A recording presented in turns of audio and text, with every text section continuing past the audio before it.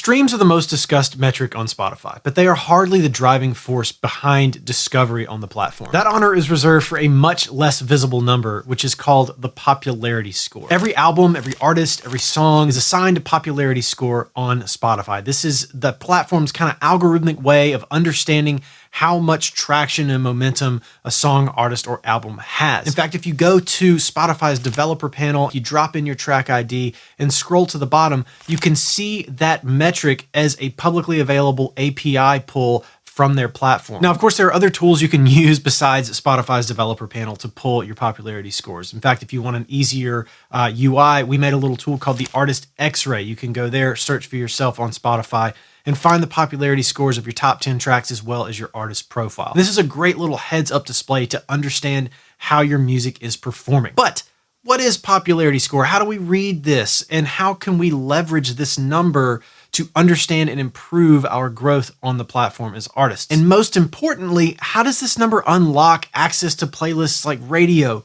Release Radar, Discover Weekly, and the coveted Editorial playlists on Spotify? Okay, so Spotify's Radio and Autoplay features are the lowest hanging fruit on the algorithmic tree, if you will, on Spotify. These are the easiest ones to unlock with just a little bit of traffic to your song. Now, generally speaking, a popularity score of 10% or more will kind of guarantee your song some radio play and some autoplay, which is basically, if you want to know what autoplay is, it's when your song plays after any given playlist or radio playlist where the song isn't actually listed. It can come after other songs. It can come after albums. This is like the driving force behind discovery on Spotify's platform. So autoplay is a very good thing. You want your track to get autoplayed behind other music that is getting consumed by people who would potentially like your music. It's a much lower barrier to entry than things like Release Radar, Discover Weekly, and certainly Editorials. It takes 10% to definitely get on there, but I've seen it start to test at 5% generally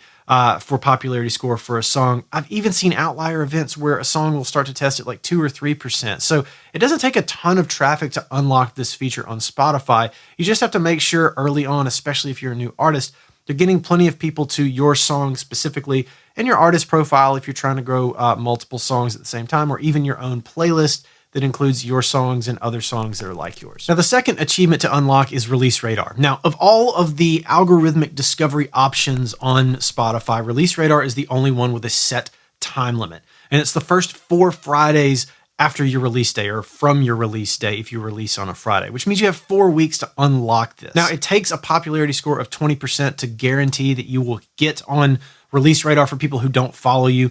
People will get your song on Release Radar if they follow you and you pitch that song to Spotify's editorial team, which is basically just the algorithm. Let's just be honest here. If you pitch your song, you're on that Release Radar playlist for the people who follow you. But if you want to get on additional Release Radar playlists for people who don't follow you, you want to get your song to 20% as quickly as possible. Now, technically you have 4 weeks to do that, but the smaller amount of time you can do that in, the more impactful that Release Radar push will be. If you have questions about how this works, I actually did a video about this last week, about the relationship between traffic and time and how it creates the popularity score on Spotify. So if you really want to just, nerd out with me, go back to that video and check that out. I think it'll be insightful after this one as well. You want to get to 20%, but much like radio starts to test at 5% lower, so does Release Radar. I've seen it start to test at 15%. I've even seen outlier events, once again,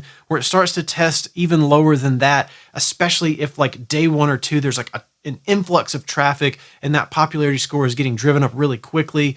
And the popularity score kind of has trouble catching up or keeping up with the stream volume that's happening. Like if you get 10,000 streams in the first day, yeah, your popularity score might just skyrocket past 20, but the actual popularity score that it ultimately will settle at may not be reflected within the first day or 2 of it loading and updating, basically. Yeah, I'm such a nerd.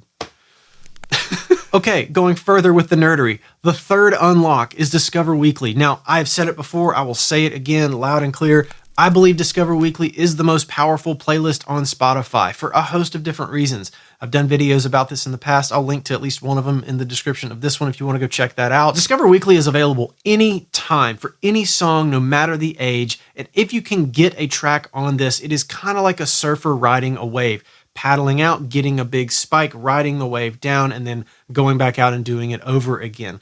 If your popularity score is 30% or higher, your song will get on Discover Weekly, theoretically. It will start to test at 25%, just like you get that 5% test kind of buffer for radio and release radar. And the fact that it's available anytime to any song, no matter the age, means if you can get multiple tracks on this, then you kind of create this evergreen status for some of your music. If you can get more than one song on there, then they'll ping pong back and forth, hitting Discover Weekly when it refreshes every Monday. They might not all hit a Discover Weekly spike every single time, but they might go back and forth. And hopefully you'll get a bunch of songs on Discover Weekly, leading them to get thrown out to people every single Monday and the week following when the playlist refreshes, leading to like massive discovery for your catalog in general. Okay, and lastly, the one everybody wants to know about, editorial playlists. How do you get on them? Well, there are two main types of editorial playlists on Spotify.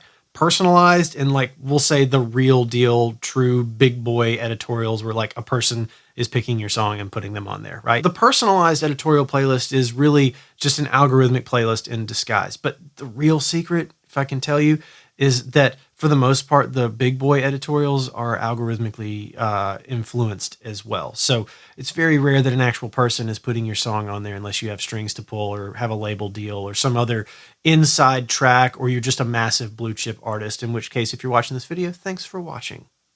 So outside of pulling strings through some sort of connection that you might have, if you're an independent artist and you're just trying to hustle and do your best to lift the popularity of your music, it's going to take a popularity score of 50 to appear listed in an editorial playlist. Now, just like everything else, it starts to test 5% below.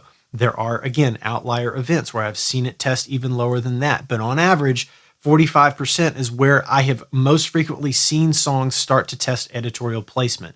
And what this usually looks like is a song ends up in the autoplay after a bunch of This Is playlists for similar artists, as well as being autoplayed at the end of genre-specific playlists featuring a lot of those artists. So the song won't be listed on the This Is playlist, and it won't be listed on the editorial that it's getting autoplays from, but it will show up. All of those playlists will show up in the back end in Spotify for artists and show that streams are coming from those locations.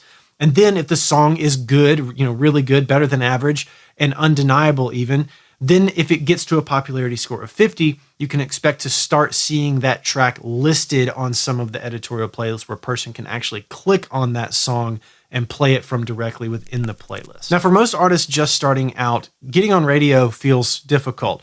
Getting a release radar push feels very difficult. Discover Weekly, almost impossible. And editorials, forget about it.